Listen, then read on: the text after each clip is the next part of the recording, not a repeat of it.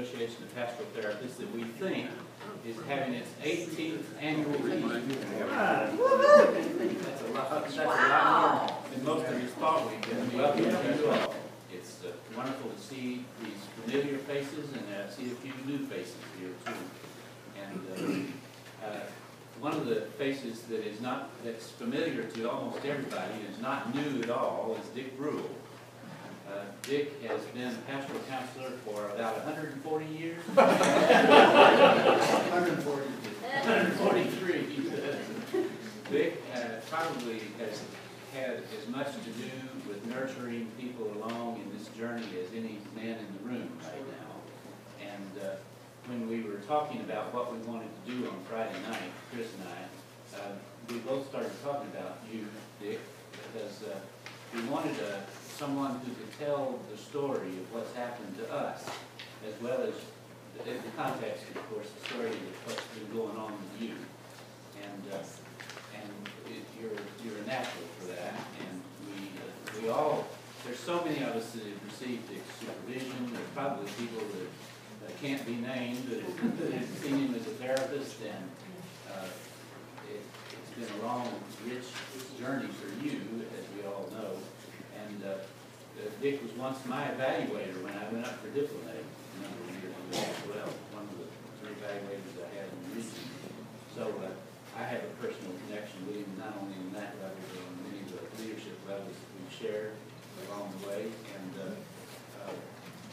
I forgot to bring the title of your talk up here tonight. Well, it's changed about 6 times. It's changed anyway. So, welcome, Dick, and thank you for coming to do this. Come on, thank you.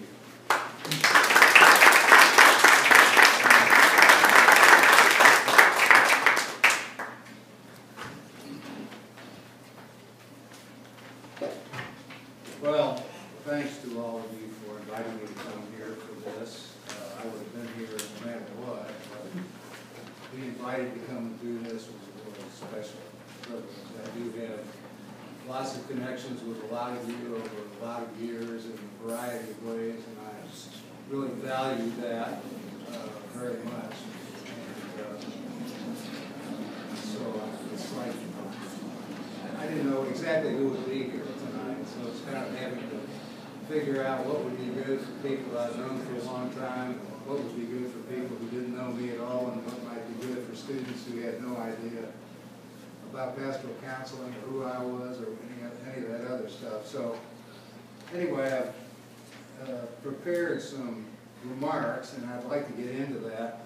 I would really like to leave at least about a half an hour at the end for comments and comments, critiques, questions, anything that comes up.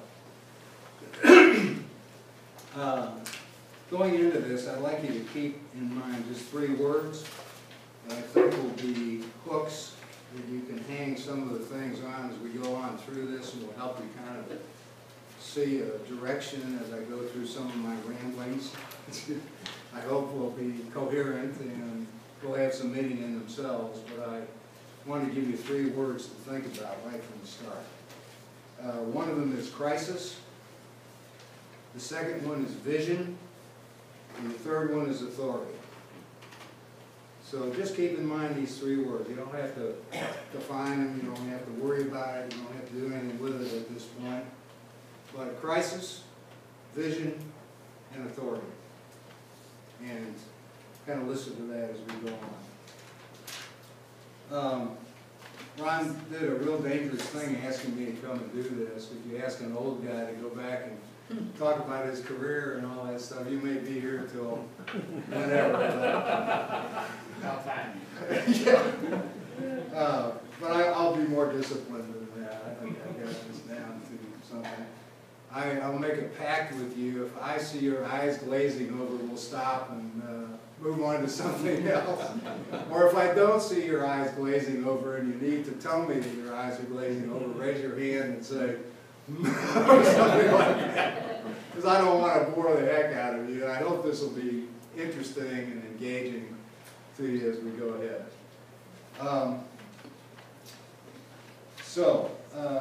Let's begin here. Throughout the ages of acts of pastoral care by clergy and laypersons have been born in crisis of one kind or another. The crises involve war, economic disaster and poverty, religious persecutions, and cultural upheavals which turned the world upside down and led to despair. Often when crises were more personal, involving family deaths and transitions, disintegrations of one kind or another, or some brand of general interpersonal nastiness, both lay and professional ministers have responded to persons in their distress. Through many traditional acts, programs, hospitals, and communal support have mitigated the impact of this stew of human pain. Most pastoral care and counseling was offered by persons to persons with greater or lesser effectiveness given many different factors. This was certainly going on in America as early as the 18th century during the Great Awakenings. In these times of cultural crisis, the religious fervor of people was running rampant. They were experiencing profound convictions of sin and need desperation to take hold of personal salvation. This is still with us today. You see it in a lot of different places in a lot of different forms. As Brooks Hollifield has said, we are mostly a nation of pietists concerned with the status of our souls, even if we now call it self-realization or authenticity. It's instructive to read Jonathan Edwards' reflections on the psychology of religious affections as he sought to offer discernment and guidance to individuals experiencing intense emotional upheavals which shook them to the core. His authority was the biblical authority, and he tested the visions and experiences of people according to biblical standards. Suffice it to say that the record of persons in personal and spiritual crisis is long. Care and counsel to fellow human beings as they wrestle with experiences which shake and challenge them at deep levels also is long and time-honored. Painting with a broad brush, the mistakes most often made in the pre-modern period were, in my opinion, born of something of the one-size-fits-all mentality and the application of moral and religious dicta to personal problems.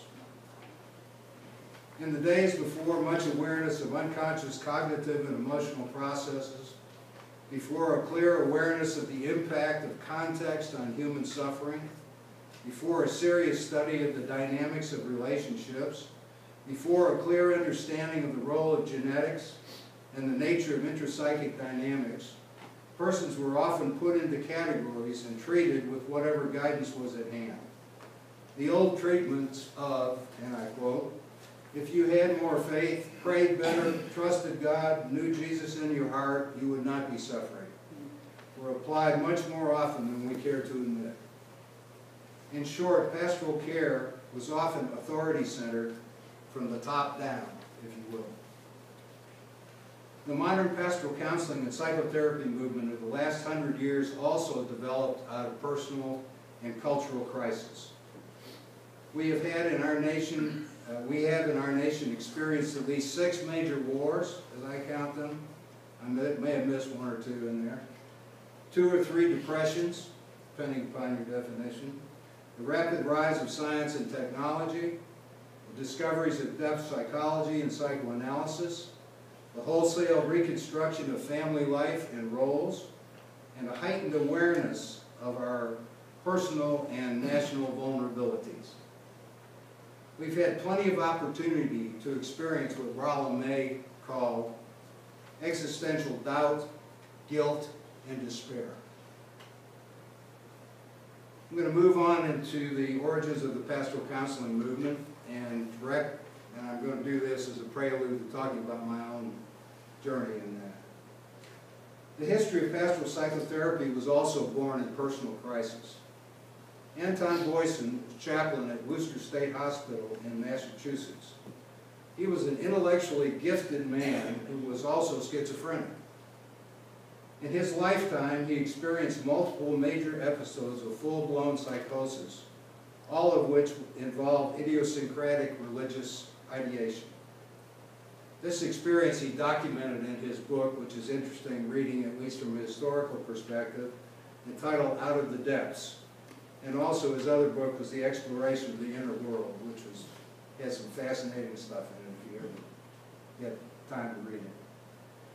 Upon his recovery from these psychotic travels, Boyson was highly productive in the research of religion and mental illness and in training ministers to assist persons in profound inner distress.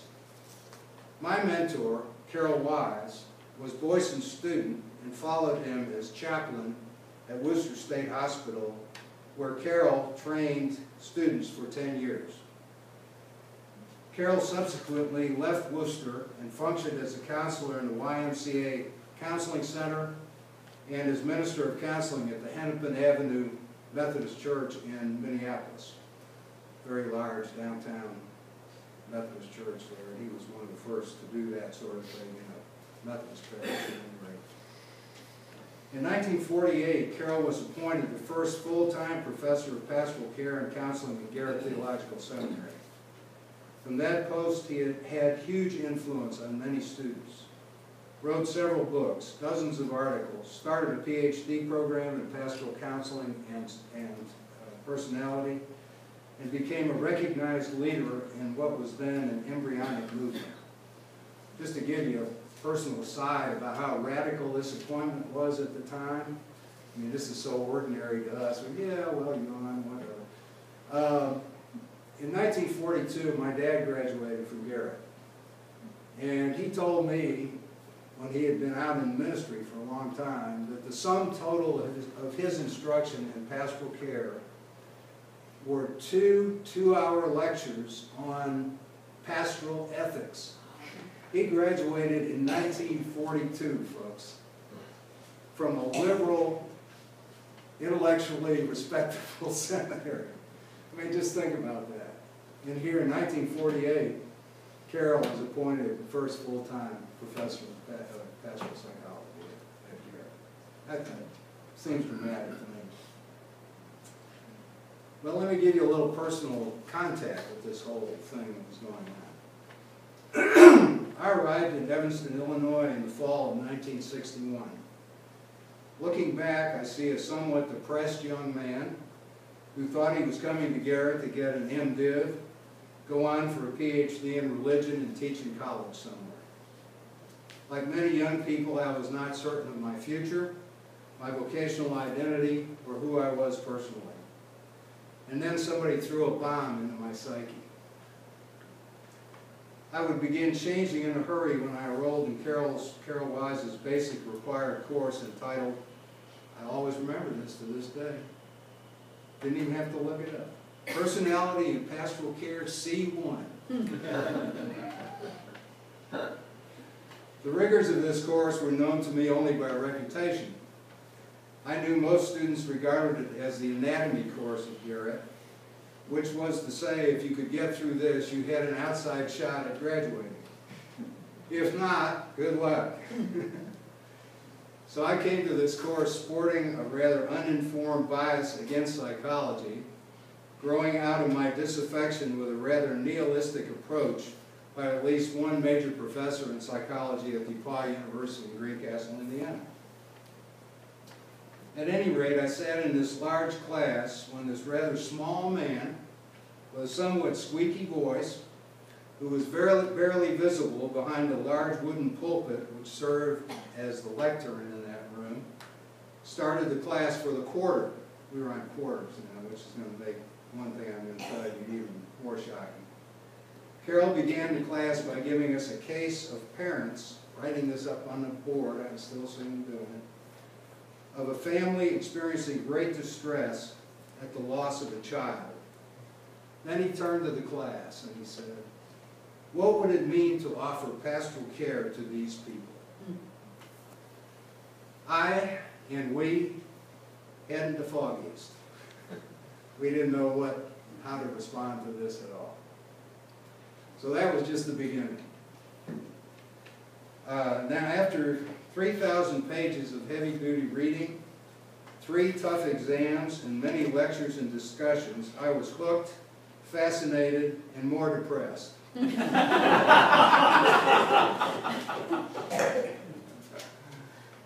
was moving toward an identity crisis, which would take several years and a good deal of therapy with a gifted therapist to sort out, and begin to come to some notion that in all this there was some sort of vocation forming in me.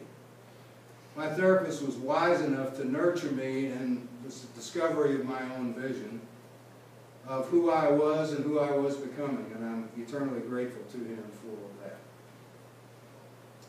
During that first quarter, we read such tomes as English and Pearson's Encyclopedic Emotional Problems of Living, about 650 pages, chock full of every conceivable diagnosis, and it's kind of like psychiatry short course in one book. It was an amazing book. I remember reading a comprehensive synthesis of human behavior from a psychoanalytic point of view, Erickson's Identity in the Life Cycle, Edgar Jackson's Understanding Grief, Dorothy Baruch's One Little Boy, and several others, all of which were challenging and new to me. I remember spending a lot of times in the stacks, still depressed, reading this material and trying to understand myself better through it. It all got really personal, really fast. To give you a bit more of a sense of the environment in which we were nurtured, I'd like to share a part of an article which Carroll wrote much later in his career, after he had been scalded over 35% of his body with third-degree burns by water from a hot water heater that exploded in his basement. His life with third-degree burns, as you know, hung in the balance for several days, and those who knew him were very concerned that he would die at that point. His reflections on his long healing experience will, I hope, give you a sense of why many of us were so excited about this new field of pastoral psychotherapy. Long before his trauma, this is what we were hearing from Carroll in a variety of ways over the years. For us, this was defining what was spiritual and what was ultimately irrelevant. I remember one of the things Carroll, and you'll see why this fits, I think, in a minute. I remember after class one day, I was so frustrated because I couldn't get Carroll to commit that there were any rational issues. He would say, no, there aren't any rational issues. So I got very frustrated. I was a rationalist, you know. I thought you could figure everything out and so forth and so on. And so after class one day, I finally went up to him, and here he is, and here I am. And I said, Carroll, are there no rational issues? And he smiled at me and winked. So much for you, buddy. Have a good life.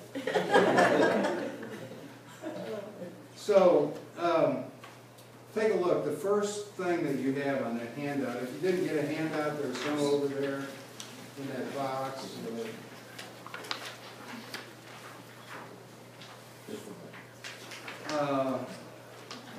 This is from an article Carroll wrote entitled My Encounter with Pain. It was published in a festschrift that we did for Carroll, and we published some of his articles, and we thought it was really representative of him in that. So here's the context. Here's a man burned over 30% of his body with third-degree burns, and now is heading into this healing process, we hope. So this is afterwards now. He says, now, to summarize for the sake of clarity and at the risk of repeating, I was aware of a profound inner presence that seemed part of me, and yet to transcend me in the sense of having an existence and autonomy beyond myself. It had a vital relationship to the task of healing. Second, I felt no need for rational verbalizations or formulations of the experience. It was real and existed beyond all formulations and independent of them. It was to be accepted gratefully, to be appreciated and cooperated with. Third, there was a sense that the healing process was beyond my power and that of the doctors. But I was aware that my conscious self did have a part in it. I was not to be a passive object, but an active person in the process. My task was to understand and cooperate with what was going on inside of me, especially whatever promised to promote the healing of my wounds. My task was to maintain a relaxed mood, to accept whatever pain was to be involved, and to seek relief from pain only when necessary, so as avoid interference with my new inner strength. Fourth, there was a very firm conviction that the power which I was inwardly experiencing was more than adequate to the healing task, given proper external conditions. Many of these conditions were the responsibility of the hospital. I was not about to test this new inner conviction. I was not about to jump off the pinnacle of the temple in a demand that my conviction be proven. It was rather there to be accepted. Finally, I inwardly felt that this new awareness did not guarantee a smooth process of recovery. There were and would continue to be many ups and downs in this process. Impatience at the slowness, boredom at the sameness of each day, some conflict with hospital routines and conditions. But I never doubted the direction I was moving, only I wanted to get there more quickly. This new and clear sense of communication with my own internal processes seemed to give me an undergirding strength to meet the daily irritation of being a patient, and at times it gave me strength to protest loudly and angrily at conditions. As I thought about this experience, it became evident that my inner processes were identical with those which are present in all healing, although often at an unconscious level. They are especially present in all genuine psychotherapy, whether by ordained or non-ordained persons. Their effectiveness lies in the attitudes and spirit of both the patient and the therapist. In genuine psychotherapy, the healing of the spirit depends on the understanding and cooperation with the same inner forces with which I was dealing.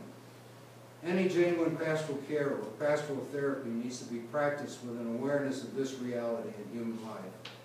The pastor should remember that it is impossible for him or her to produce the experience in oneself or in others.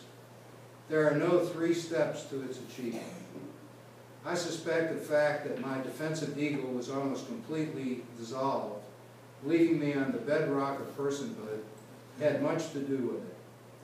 An issue is whether the interpretation of such an experience is grounded in some preconceived theory of personality, or whether the experience is allowed to contribute insights to the understanding of personality.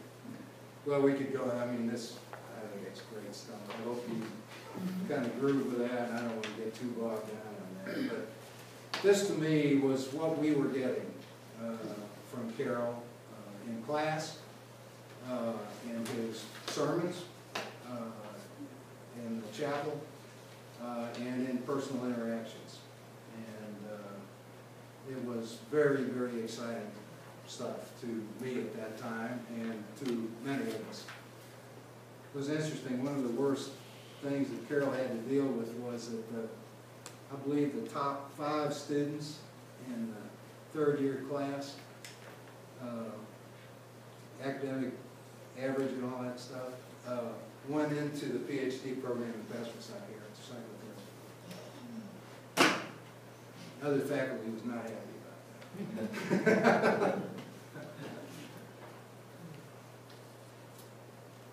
All right. Let me turn to AAPC.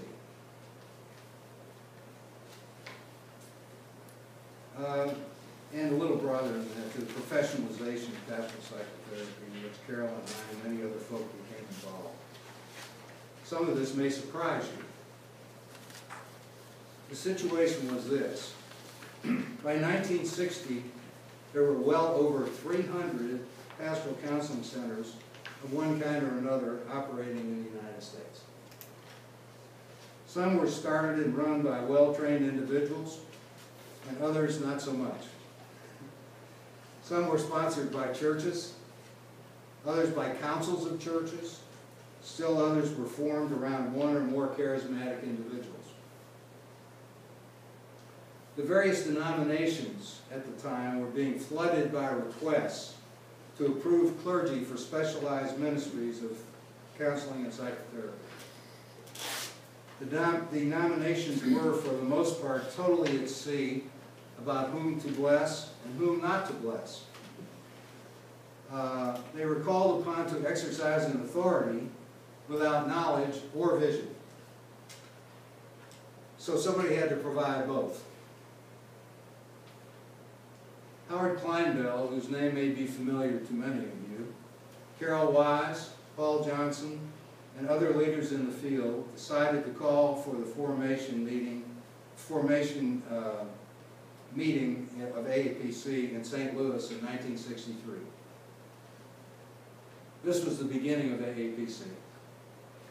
The task of this group was to set certification standards, develop codes of ethics, and begin the recruitment of many practitioners working in the field of pastoral counseling. Even at that time, there were a lot of people in private practice, which may surprise you. A lot of pastoral counselors being known as private pastoral counselors. This is a humorous aside, which I toss out because it was so humbling to me. I'll share a little humiliation with you. I was asked by a couple of other people who were doing private practice one time to do a workshop on private practice at an AAPC meeting. This one happened to be down in New Orleans. And as far as I know, that is the only workshop ever in the history of AAPC that was not assigned a room. I thought that was great. You think the unconscious doesn't live? Stuart Hildner, again, I'm sure Stuart Hildner's name is known to many of you, one of the founding fathers of the pastoral counseling movement, was the most vocal opponent of AAPC. He voiced great fear about the distancing of pastoral counseling from the parish base and remained opposed to AAPC for the rest of his life. Wayne Oates was also initially opposed, but after 5 years of the existence of AAPC, he decided to join and even was awarded a Distinguished Contribution Award. One of his distinguished contributions was changing his mind. Although he made many distinguished contributions. I don't mean to demean him at all, but it was lovely that he decided to change his mind about that. By 1964, many new members had joined and been certified by AAPC. My first meeting was in Dallas in 1967 after I got my PhD degree from Garrett Northwestern, and was very well attended. Lively debate over many issues ensued. One of the hot-button issues had to do with the certification of ministers with some counseling training who were also working in parishes. This debate would go on for several years and in some ways continues to the present day. Peggy's been dealing with that in a way. And guess what else was a major issue? Yes? What is a pastoral counselor? 1967? What do you hear at Canuga last year? What is a pastoral counselor? So, you know, we moved maybe 10 steps down the road in that. I just thought it was hilarious that was one of the first things that was being debated there in Dallas in '67 and continues to be debated to this day, which says to me it's probably an unresolvable tension.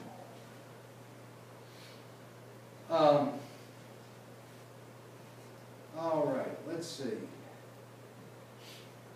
Not too long after that, AAPC regions were formed, training centers approved, and the individual certification process was set in place, influenced both by the CPE certification model and the psychoanalytic model. The denominations increasingly turned to AAPC for certifying people who are applying for appointment or approval of the specialized ministry of pastoral counseling. Indeed, most denominations by the early 1970s accepted the fulfillment of AAPC certification standards in their blessing of persons in specialized ministry. This was a big deal. I'm going to talk some about what I think, hope will be interesting to you. Not a very sexy topic, but I'm going to talk to you some about the certification process. From 1965 through the late 1990s, the certification process was at the center of AAPC's activity and responsibility. I became involved at the regional level in the early 1970s and would serve on the certification committee for several years before being elected to 2 terms as the chair and chief, I call myself the chief shepherd of herding cats, which is exactly what that job was. You know that, Tom, right? Does that pretty much fit with your experience with that? Yeah. After that, for me, came vice president and then regional chair for 2 terms. In those days on the certification committee, we would often meet with 15 to 18 people on a weekend, twice a year, trying to just deal with all the people who were coming through training programs and all that. We'd have as many as 10 to 12 people serving on committees during that weekend. Just it was a very, very big deal. I remember some of the bills for those weekends were like $4,500 to have a committee meet to deal with all the people that were coming up. All right, let me say a few things about this from my perspective. While not all certification committees were even-handed, non-sexist, or professional, we developed over time, on the whole, a very respectful, helpful, honest, pastoral, and supportive certification process. Of course, we experienced conflicts based on a variety of factors. Yes, countertransference lived even on committees. I do know that I worked very hard as its chair to teach and to try to facilitate making a somewhat daunting process as respectful and humane as possible without sacrificing rigor. When committees worked well, they provided me and others some of our most profound adult professional learning experiences. Most of the time, despite varied backgrounds, membership committee members reached a consensus about an individual candidate. This was truly a remarkable process to experience. It was amazing to be in the presence of persons who came from a variety of theoretical backgrounds, and a variety of religious backgrounds, a variety of cultural backgrounds, and so forth, who were able to work together at cognitive, emotional, and even unconscious levels to reach decisions. For many, many people, even those who did not pass the committee the first time, the process was truly a redemptive experience, helping them to solidify and sharpen their professional identities, to encounter their vision of who they were and where they were going with the authority of the committee. And it was quite a process to behold. Much later, when I was serving as vice chair of the certification committee with Jim Bruehl, he asked me to write an operations manual for the committee. He wanted me to put together all of the stuff that we had to know to process the responsibilities that we had on that committee. And he wanted it down in black and white, 1, 2, 3, 4, 5, and so forth and so on. Now, if you will look at the second handout that I gave you, second page of that, you will see a page from the Southeast Region Certification Committee manual that I wrote that summarizes the competencies that typically have been expected of persons appearing before the certification committee. This was written in about 1997.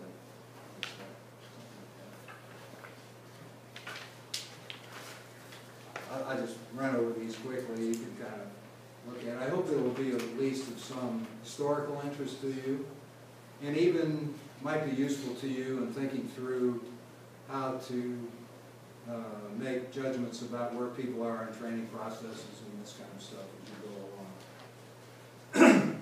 But here they are. Demonstrated capacity to identify and empathize with clients' feelings, which we would get through tapes and the interaction with the committee. An ability to establish effective working relationships with clients. An awareness of self in relationship to clients.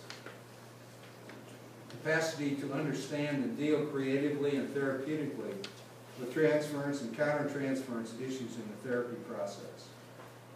An ability to make dynamic and genetic interpretations that are well-timed and usable by clients in their process of healing and development. An ability to enable clients to get into the room with the pastoral therapist rather than objectifying or intellectualizing feelings and relational issues. The capacity to provide a safe holding environment. The ability to be with clients in a collegial way rather than control the content and process of sessions. A growing and reasonably mature capacity to integrate theoretical, psychological, religious, and theological concerns with specific interactions with clients in the clinical setting. Demonstration of the integration of pastoral and psychotherapeutic identities that appears coherent, honest, and functional. An awareness of gender and cultural bias issues as they impinge specifically on a given case. And on the second page of that goes on talking about couple and family work,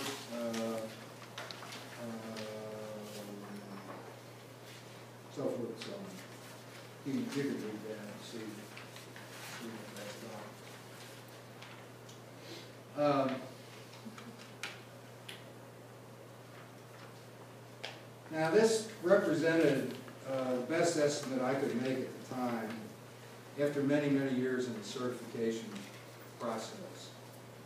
Obviously, it has some weaknesses.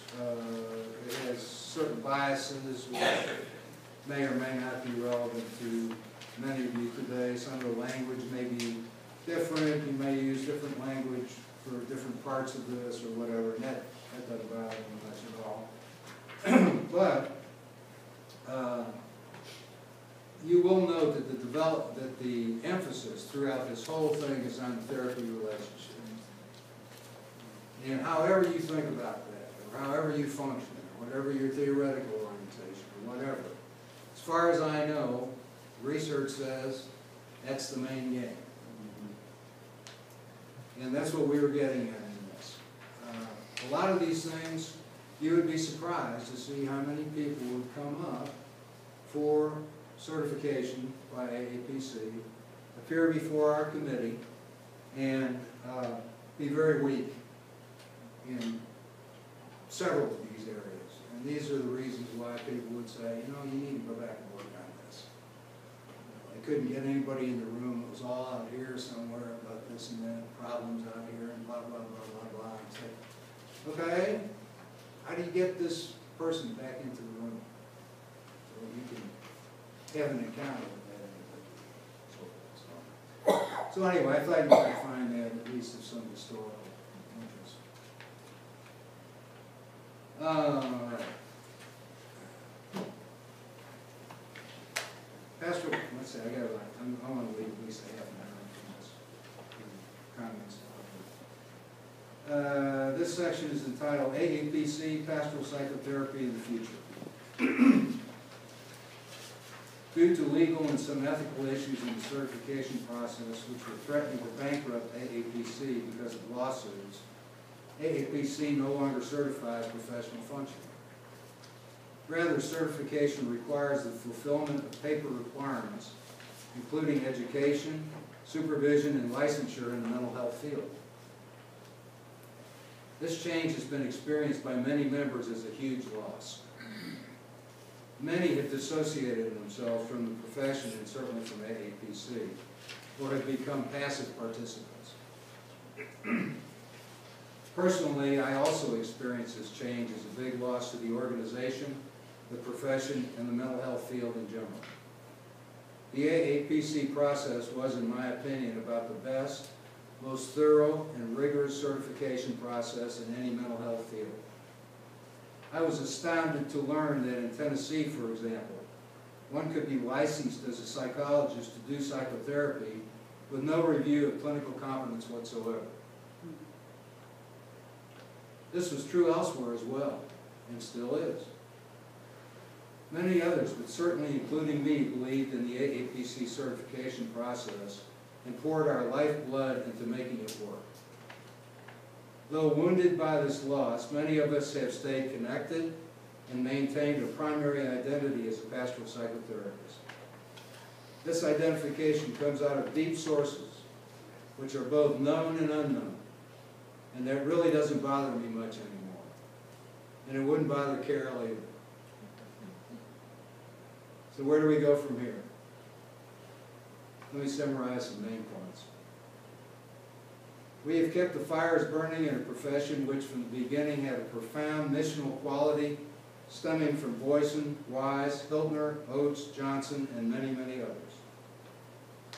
This mission and vision has been nurtured in many ways by the next generations which succeeded them. In our own ways and according to our own visions, we have attempted to be true to the integration of psychotherapy and religious life. This has not been superficial. At our best, we have avoided pat answers, formulations, easy reassurance, commands, and directives in our work. We have been duly cautious of moralisms, which can so easily creep into thought, theory, and therapy, both pastoral and secular. You know, it used to be neurosis was a description of a condition. That's the way Freud used it, okay? Pretty soon, everybody was calling each other in derogatory ways neurotic, okay? Or if somebody was having a problem, it was very easy to say, you're just neurotic. Like that would do something, help somebody. Now we call it borderline. Borderline, yes, that's exactly right. One of my beloved supervisors, Al Flarsheim, a renowned analyst in Chicago at the Chicago Psychoanalytic, and he went to a meeting one time in Chicago where they were presenting something on narcissistic personality disorders. This guy went on and on and on about this, how distasteful these people were, and so forth and so on and so on and so on. Finally, Flarsheim got up at this meeting and he says, what you're saying is you don't like these people. Which was what it was, you know. I don't like these people, so I'm going to call them all these things and tell you everything that's wrong with them and how they don't have a right to be on the planet. So there you go.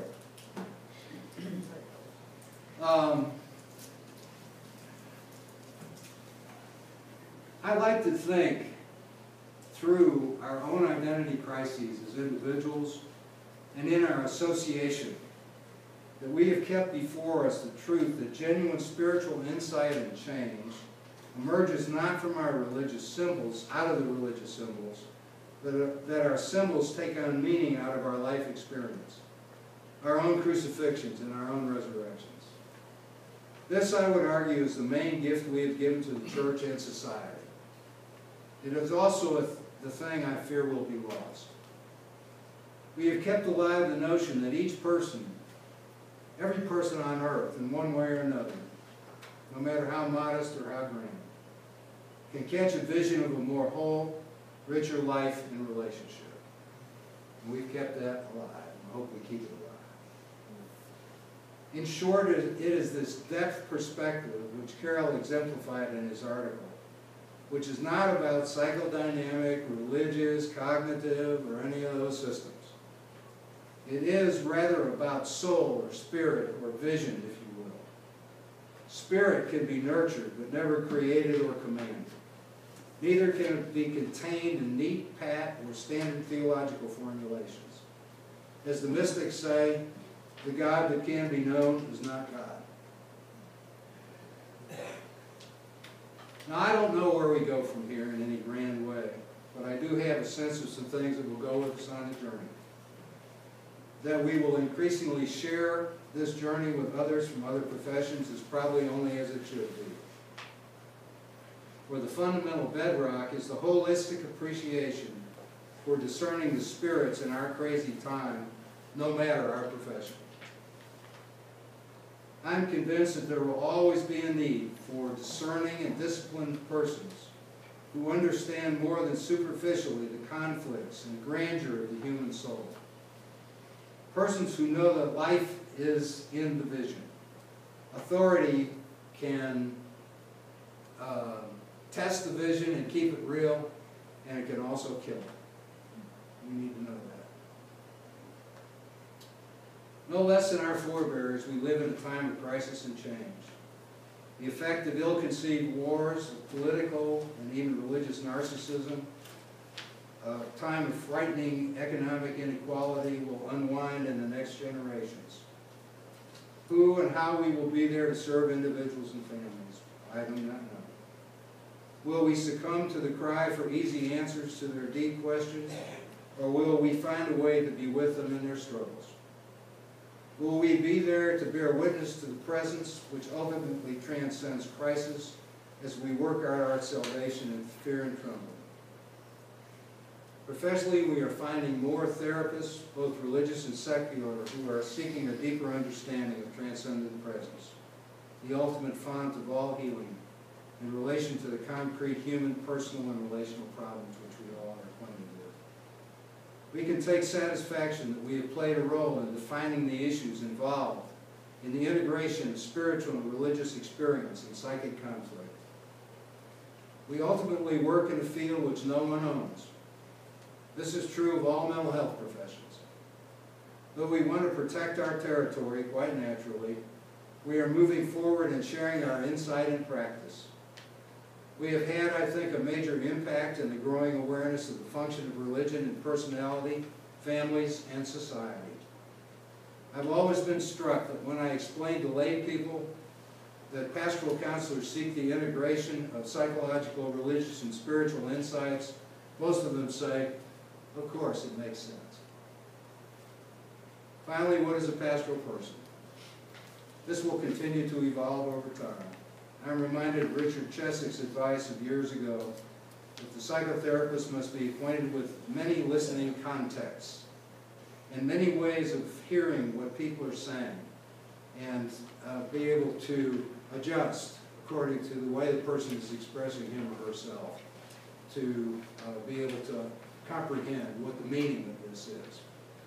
I think it was Anders Agnew in the great book Neurosis and Treatment, who said that the job of the therapist is to help a client decode what they are about. Not to decode it for them, but to help them decode where the pain is, why they are in pain, what the pain is about, what it means, so forth and so on. I always like that. I think that's good. Kierkegaard was right, in my opinion, in the concept of dread, when he held that underneath all neurosis, sin, and sickness is the threat of psychic non-being or death. Alongside that, the dread, concept of dread. Alongside that, we are the powers of healing, growth, a quest for authenticity that Carroll described in his article. Those lie side by side together in the psyche of all of us. I hope you'll see the thread winding through this talk. The issue for the future, as it has been in the past, is not just the relationship between religion and psychology or spirituality as an answer to life's problems, or the application of religious resources to client issues. I get so sick of that term. That's just me. It is mostly about nurturing the human being we are called to work with and discerning the spirits, helping people to find a meaningful personal vision. It is about developing in ourselves the capacity to truly be with people as they work out their identity and often unconsciously seek the imago Dei, which is within the heart of all of us. I have some concern that in the clamor to fix it now, get it right, feel good, etc., we will lose the depth perspective in our work. The excitement of the early days of pastoral counseling movement was in many ways its radical nature within the ministry of the church. May it continue to be so. The Spirit still is to be revealed. So still we have a crisis, we have vision, and we have authority to wrestle with, and we always will. Thank you.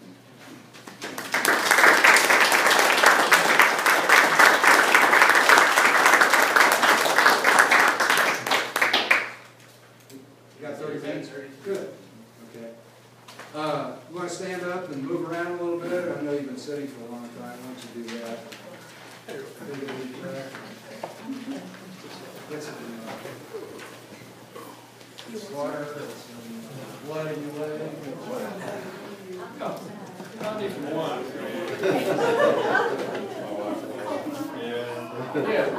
Yeah, you do. Frank, I'm doing well. How about you? Hanging in there.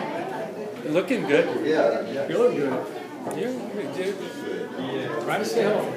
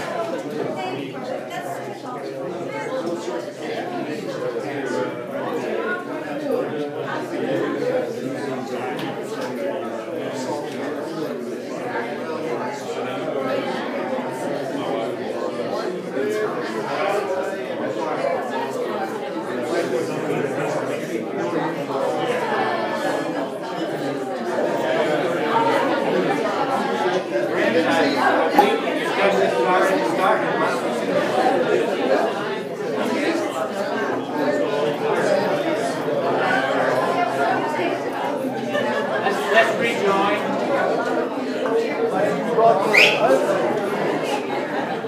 Really fascinating. Let's I believe the discussion has already started, so we might as well join in together.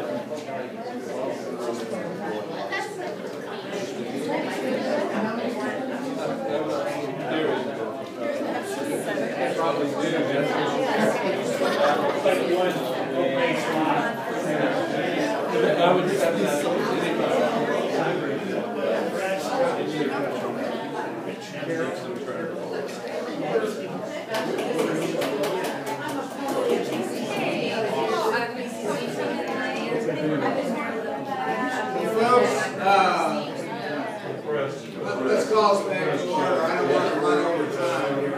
I want to give you some time to make comments, questions, whatever you want to do. Throw Rotten Tomatoes, whatever.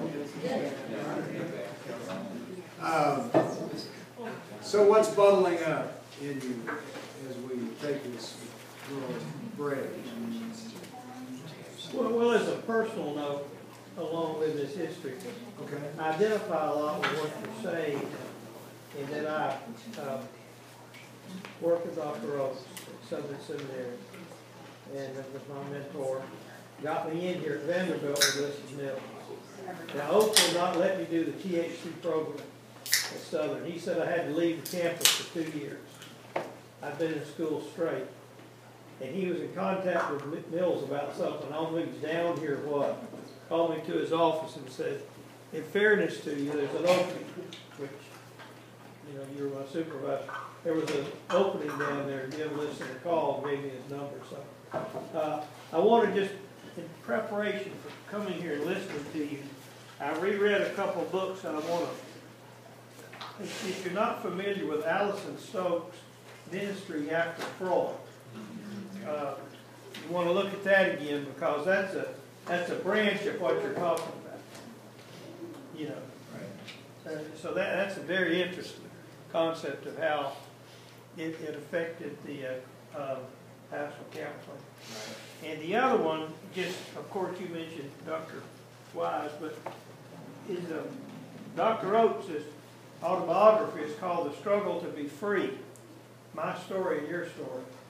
And what he called that he was fighting against and was always rebellious was what he called factory education. And that he felt like the pastoral counseling movement and pastoral theology in seminaries was a much more personal, hands-on, the CPE program law. And I looked up something the other day, and bored you with this. He said when he was first at Southern in the 40s, he got an A on a paper, but there was no comment. So I looked up one of my papers the other day. I did for him. He gave me my grade, and he wrote about a half a page of it. You know, so he didn't believe in this factory education. So I always wrote about a half a page. yeah. Thanks. Those are valuable comments. Dick, what are you saying that AAPC no longer does certification? They do certification. They do not, this is something to be defined carefully. They do not certify professional functioning. You know, it used to be that people would say, you are a certified pastoral counselor. We certify, we have examined this person, that they have passed the committee, that they are a full-fledged member of AAPC, and they are certified at this level, and this level assumes certain competencies and that kind of stuff. But they're still doing fellow and diplomate? They are, yes. I'd like to, But, yeah, go ahead. Go ahead. I'd like to speak to that a little bit, just because right after you left being one of the major leaders in AAPC was when I began to be on the board of directors and was the certification chair of the region and the certification. And one of the things that I heard a lot was people like you saying, I miss the old way of certifying people. And it was interesting, you were talking about, I used the two words, I said, when I was certification chair, I would say to the committee every year, or 2 or 3 times a year, we're about hospitality and judgment. We're to find a balance between those two. And that was the same thing you virtually said about the old way. What we began to realize is that what had been pulled out from under us was the ability to make a decision as a committee sitting down face to face with that person. By the time we sat down face to face with them, we had already approved them. But the approval itself still included a rigorous examination of their work with the client that was tape-recorded or videotaped. And so that. But if they yell at the client through the whole session, you can't say you can't join AAPC. No, we could tell them that was not, we could tell them that if they were not doing good enough work, we were going to send them back and say, we want you to work on that. But we had to do it over the telephone. Okay. All right. So there's still a certain rigor to it, and the fact is that even when they passed and they come and sit down with the committee, they're nervous wrecks. And so the anxiety still gets dealt with. So you're saying the committee has already made their decision before they sit down with the candidate? That's right. But the decision-making process in itself is still treated with a whole lot of rigor. They have to have a really well-written paper. They have to have a really good description of what goes on in the counseling session. And they have to demonstrate in the counseling that there's integrity between those 3 things. Well, the perception of the group I was talking about, the perception of a lot of people my age was that we lost the ball game. Right, and that was one of the things I ran into a lot. And one of the things that we were trying to correct is to hang on to the judgment part. Right. Go ahead. But as you're speaking, Ron, what you're talking about, holding on to the judgment part without the benefit of the kind of face-to-face kind of conversation and formation that Dick was referencing, that even if if one did not pass a committee, there was some sense of engagement, that there was since you can look at the person and see on their face how it was registering or in their body language, what it meant, and where to work it through until there was a mutual understanding of where the areas of work and improvement were required, rather than having this more flat, even, okay, a videotape or an audio tape, to me, it still flattens out the process, rather than having this mutual conversation prior to judgment. And, you know, I've been on both sides of this, and I just think there's something about a formation, and that's, Dick, what I want to come back to, is how profound the formative process that you described was for you, has been for us, and how do we keep that relational conversation? I mean, I'd be curious to just see how many of us in this room have some kind of relationship with you. Raise your hand. Somebody has had a professional relationship with Dick Bruehl. Okay? Now, you can't just get that by sending in papers and reviewing a video, audio tape, and calling yes or no, up or down. There's something we're missing with this ongoing formation over time if we just check boxes and send in papers or tapes or film. What I remember in the late 70s was a mentoring supervisory process and developing relationships with various supervisors. I was in Oklahoma for a while, then I came to Tennessee, got appointed with PCCT early on, and, you know, just keeping, I mean, I also felt there was a community. Right. I mean, in a sense, I said, those are my people. You know, I understand them, they understand me. You know. Where as a pastor, you know, you don't always have that experience. Lay people don't always understand what your experiences are, and other pastors sometimes don't even know each other. Right. Don't have time. You know. I think it's the element of care that, excuse me, I'm sorry. Right. The element of care that you're discussing is what you're describing, I think, is core. It was a covenant relationship. Yes, That's how it felt to me. Yeah. Go ahead. One of the things that seems to me to be what I consider to be a problem with AAPC has been a shift into a kind of emphasis on organizational survival, and to do whatever is necessary in order to generate revenue to maintain the organization. And that's the part about AAPC that has grieved me the most, because that has, in my opinion, diffused and diluted the level of this engagement that we've had with one another, the kind of community sense of bondedness with one another. We didn't just do pastoral counseling, we are pastoral counselors. That sort of thing just kind of vanished when the shift became one of organizational survival. And that seemed to happen as a function of all those lawsuits and that you mentioned, you know, we almost went out of existence because of all that sort of thing. So there were all of these moves to maintain the organization, and the long-term consequences I had grieved over. Yeah, thanks. Just a couple of comments about that. I think we made two very critical mistakes, at least two critical mistakes, as an organization. One is we went after the brass ring of insurance coverage, and I think that was a big mistake. That took us out of the realm of church development, church financing of pastoral counseling centers, supporting pastoral counseling centers. You know, counseling centers would get farther and farther away from any kind of interaction with for fundraising with churches and this kind of stuff. And I know we have problems with that too.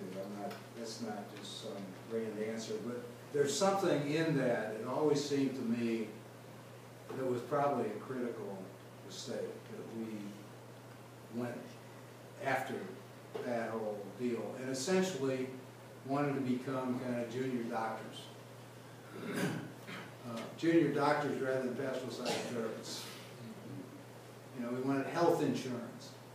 We wanted to have medical necessities. Back in the managed care days, you know, people telling you, you can have 10 sessions with this person. Yes, we know they're in unmitigated grief, and they have been for a year and a half, and they can't seem to get out of it, and they're trying really hard, and they need a lot of help with this. Oh yeah, well, you got 10 sessions, and you know, maybe 5 more, and whatever. By the way, what medications is the person taking, and blah blah blah blah, you know, all that stuff. So that, I think that whole deal was a bad deal. Ron, go ahead. Dick, I vacillate back and forth with this thing. You know, I look at clinical psychologists, I look at social workers, I look at all the other disciplines who are so well organized. And they are, you know, have the blessings of the state. They simply know who they are and what they're doing as an organization. And I sometimes get jealous of that. On the other hand, I vacillate the other direction. And I know John Patton worked on this as much as anybody, trying not for ministers to think of career or specialist or professional or any of those kinds of words. We're a pastor. And I get into this thing of, as I shared earlier, when I do what I do there in Tupelo, Mississippi, I mean, this is not boasting or anything for myself. Folks look at me and say, he's good. He knows what he's doing. I know better. I know that I wasn't born that way, with all these gifts. I was trained in AAPC and clinical pastoral education to do what I'm doing. They don't have a clue about any of that. And I make my mark being who I am in that community. And folks come to me and talk about me being a community leader and all of those kinds of things. And of course, I sometimes want to just, you know, eat it up and feel good about it. But, you know, the more humble part of myself says, you know, I know where I came from. And that pastoral identity in that community, about as much as I need. To heck with the organization. Yeah. Jim, I know you've been trying to get in. Thanks, Ron. I appreciate that. I appreciate your sharing your experience. It's very, very nicely done. And I'm grateful for it, for your statement, but even more so for your contributions. My son gave me a book a few months ago for Father's Day, and the book was called The Radicalism of the American Revolution by Gordon Wood. It won the Pulitzer Prize, I believe. But one of the things that you said, I was touched by the theme of authority that you expressed. And I'm mindful of how powerful it is to have a mentor like Carol Wise, and to hear the story of your relationship with him. That's a very powerful story. And it kind of creates a nucleus of something that you keep alive. Now, I'm aware that that's what I experience with mentors that I have had. Peggy Way is one of my mentors. And He's my how oldest special. demon student. Well, I'm aware of how special that a relationship like that is in making for a destination of some sort. Now, in this, I'll return to Wood's book, and this is what I'd like to hear your reflections on. Wood suggests that the people who were behind the American Revolution were radical in their thinking. And he begins to process a whole host of ideas about how that radicalism was functioning in the culture that was present in the colonies. And it's a very cogent argument. But primarily what happens is these special relationships of Washington, Jefferson, Franklin, Hancock, these aristocratic figures, these people who were special in their thinking, represented a return to classical thinking and classical ways of operating. They picked up the Greek and Roman ideas about the way society is supposed to function. And so they have this wonderful period of time in the late 18th century in which they pull off this thing of working together to put together a notion about a country. And then what happens? Their ideas get taken seriously. And the idea of, for example, of equality, and their arguments against monarchy, their arguments against patriarchy, begin to really be taken seriously, and family relationships begin to break down all around. Everybody wants to get away from their father. Everybody wants to establish identity of their own. And pretty soon, people are elected to office who are more dedicated to the concept of equality, and you lose the aristocratic leaders. You know, whereas the merchant in Richmond was seen as not worthy of office in the Continental Congress, but now he is a person that is, with equality, he deserves as much as Jefferson. You bringing this back to AAPC? I am. Okay. I am. We're going to run out of time. I didn't want you to have to get cut off right in the middle of things, so I want to make sure we get to your point. What I'm saying is that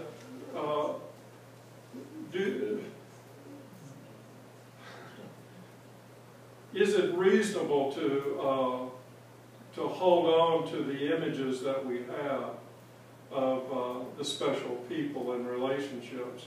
Is that the seed that you see we should be about in creating a future for pastoral counseling? Because right now, if you want to be a pastoral counselor, it's probably wiser to go and do a counseling degree first. Right. Yeah. It has changed, and it is changing, and will continue to change. And I don't know how that's gonna go, Jim. I mean, I don't know exactly how that's gonna go. I went to the 50th anniversary meeting last year in St. Louis of the APC. There was a lot of vitality in that meeting. There were a lot of people there, and it was very interesting, and the programs were just first-class programs. I went to probably 6 workshops that I thought were just outstanding. And everything from new models of care in North Carolina to wounded warrior stuff, and with the chaplains speaking to the issues of returning soldiers, which I think it's, you know, Frank, it's gonna, we just got the tip of the iceberg as far as the impact of all that stuff on families, individuals, God only knows what. I mean, that's, I don't know, I can't even fathom all that. And it isn't just about the VA, it's about how people find somebody that care about them, you know, really. So, I don't know, Jim. I mean, I don't know how to answer that. I guess the one thing I guess I do feel is that the origins of psychotherapy and the origins of pastoral psychotherapy and the stuff that Boyson was doing was very radical. I mean, he got into wars with people like Russell Dix, who thought there was nothing to any kind of psychic determinism or any of that stuff. And he had to fight his way in, and Carroll had to fight his way into the faculty. I mean, they hired him there because they needed somebody they could say was a you know, pastoral counseling type person there. And then all the, pardon my expression, the shitstorm happens. Because, why does it happen? Well, it happens because people had their own ideas about what theological education was. I sat right in this room when Liston Mills and Chris Meadows and I sat with the faculty at Vanderbilt University and had to fight our way through to starting a PhD program here. I mean, it got bloody. You know, we were called everything but human beings. You know, it was very nice and high level swearing. Nonetheless, yeah. So all I'm saying is that and that's what I was hoping to communicate. There has always been a kind of radicalness about this, particularly in the church, but in society as well. I mean, if you're sitting down and talking with soldiers about PTSD and all the stuff that goes along with that, that's radical stuff, you know? 150 years ago, nobody did that. They just said, oh, well, people had, what was it? Soldiers' heart.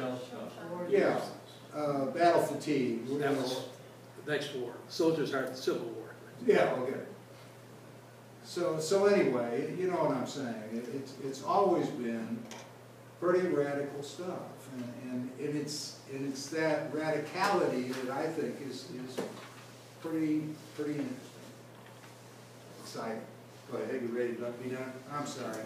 Sorry, Maggie. We picked the right person, didn't we, Chris? Thank you so much.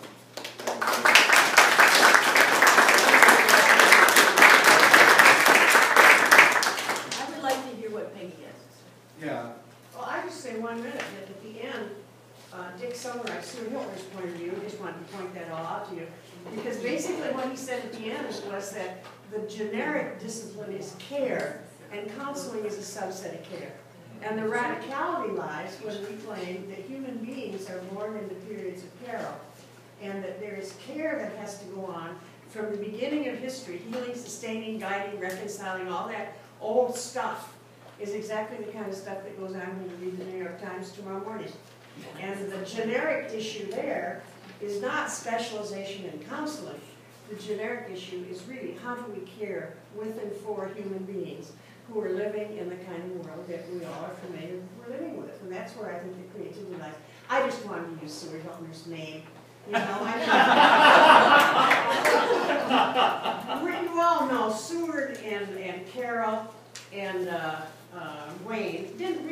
each other. No, they were our founders, and I was fortunate enough to be part of them not liking each other. And we shouldn't be surprised. Do you remember Freud and Adler and Jung? They hated each other. So in the midst of that, they went on and did radical things, all of which had to do with helping another human being maybe even live this much more meaningfully in the world. So I just wanted to make sure that Bruehl said that. I'm sorry, Dick, I'm teasing you. Thank you. Very brief announcements. One is that our program